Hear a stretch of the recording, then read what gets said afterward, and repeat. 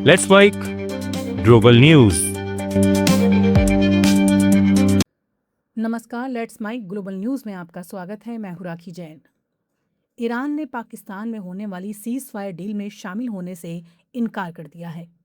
ईरानी media Fars news agency के अनुसार Iran ने कहा है कि जब तक लेबनान में सीज फायर लागू नहीं हो जाता वो बातचीत नहीं करेगा। इससे पहले अमेरिकी वेबसाइट वॉल स्ट्रीट जर्नल ने खबर दी थी कि ईरानी डेलीगेशन गुरुवार शाम पाकिस्तान पहुंच गया है। इसमें संसद अध्यक्ष गालिबाफ और विदेश मंत्री अराक्ची शामिल हैं। हालांकि फार्स न्यूज ने इसे फेक बताया। इससे पहले 7 अप्रैल को अमेरिका और ईरान 2 सप्ताह के सीजफायर पर सहमत हुए थे। ये भी तय हुआ था कि दोनों देशों के नेता पाकिस्तान में मीटिंग के लिए मिलेंगे। बातचीत शनिवार को इस्लामाबाद में होनी है।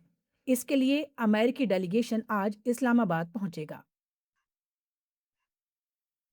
अमेरिका की फर्स्ट लेडी मेलानिया ट्रंप के एक बयान ने अचानक हलचल बढ़ा दी है। उन्होंने साफ कहा है कि उनका कुख्यात यौन अपराधी जेफरी एप्स्टीन से कभी कोई रिश्ता नहीं रहा। मेलानिया ने कहा, मैं कभी भी एप्स्टीन की दोस्त नहीं रही। मैं कभी उसके प्लेन में नहीं बैठी और ना ही उसके प्राइवेट आइलैंड पर गई। उन्होंने ये भी साफ किया कि उनकी मुलाकात डोनाल्ड ट्रंप से एप्स्टीन के जरिए नहीं हुई थी। उनके मुताबिक अगर कभी मुलाकात हुई थी तो बस कुछ सामाजिक कार्यक्रमों में हुई थी। असल में जेफरी एप्स्टीन एक बड़ा कारोबारी था जिस पर नाबालिग लड़कियों के शोषण जैसे गंभीर आरोप लगे थे। 2019 में जेल में उसकी मौत हो गई थी, लेकिन आज भी उसका मामला काफी विवादों में रहता है और कई बड़े नाम इससे जुड़ते रहे हैं। अमेरिका के राष्ट्रपति डोनाल्ड ट्रंप ने हंगरी के प्रधानमंत्री विक्टर ऑरबान को चुनाव से पहले खुलकर समर्थन दिया है। उन्होंने वोटर्स से अपील की है कि वो ओबार्न को फिर सत्ता में लाएं। ट्रंप ने अपने सोशल मीडिया प्लेटफॉर्म पर ऑरबान को मजबूत और प्रभावशाली नेता बताया। उन्होंने कहा कि ऑरबान ने देश के हितों की रक्षा करते हुए कानून व्यवस्था को मजबूत रखा है। उन्होंने ये भी कहा कि ऑरबान के कार्यकाल में अमेरिका और हंगरी के रिश्ते नई ऊंचाई पर पहुंचे। ट्रंप इससे पहले 2022 के चुनाव में भी ऑरबान का समर्थन कर चुके हैं। हंगरी में 12 अप्रैल को चुनाव होने हैं। ऐसे में ट्रंप का यह बयान चुनावी माहौल में अहम माना जा रहा है। हंगरी में प्रधानमंत्री विक्टर ऑरबान का मुकाबला आमतौर पर विपक्षी गठबंधन से होता है, लेकिन इस बार मुकाबला एकजुट विपक्ष के बजाय अलग अलग पार्टियों के बीच ज्यादा बटा हुआ है। हाल के समय में पीटर माजियार को ऑरबान के खिलाफ बड़ा चैलेंजर माना जा रहा है। वो पहले ऑरबान की पार्टी फिदेस से जुड़े थे। अब वो भ्रष्टाचार और सिस्टम के खिलाफ आवाज उठा रहे हैं।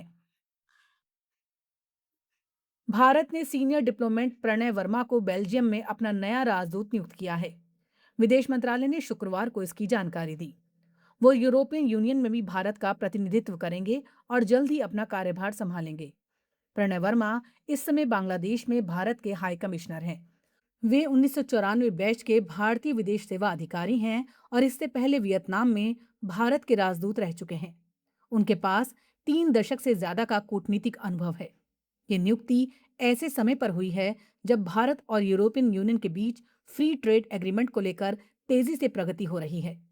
इस समझौते के तहत 90% से ज्यादा टैरिफ खत्म होने की संभावना है, जिससे दोनों पक्षों के बीच व्यापार को बड़ा बढ़ावा मिल सकता है। इक्वाडोर ने कोलंबिया से आने वाले सामान पर 100% टैरिफ लगा दिया है, जो 1 मई से लागू होगा। इक्वाडोर के राष्ट्रपति डैनियल नोबोआ ने कहा कि कोलंबिया उनके देश में ड्रग तस्करी को रोकने के लिए ठोस कदम नहीं उठा रहा है। इस वजह से उन्हें सख्त कदम उठाना पड़ा। कोलंबिया दुनिया के बड़े कोकीन उत्पादकों में से एक है। वहां से ड्रग्स इक्वाडोर के रास्ते बाहर भेजे जाते हैं।